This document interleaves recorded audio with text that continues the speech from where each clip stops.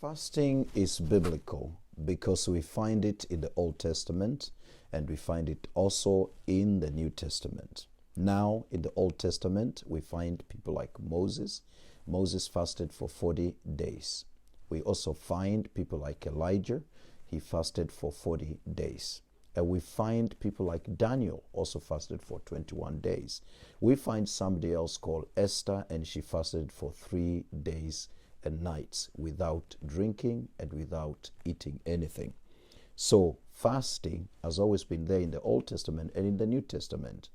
And also you'll find in Isaiah 58 in Old Testament, it talks about fasting, and it tells you all the things that you need to do while fasting and what fasting means. But also in the New Testament, Jesus substantiates this very clearly. He says in Matthew chapter 6, verse 16, "Moreover, when you fast, be not as the hypocrites." All right? Or sad countenance, for they put sad countenance, for they disfigure their faces, that they may appear as unto people that they are fasting. The Bible says they have already received their reward. Now, two things important here. Number one, Jesus didn't say, if you fast. The Bible says when you fast, because it's not an if, it is when.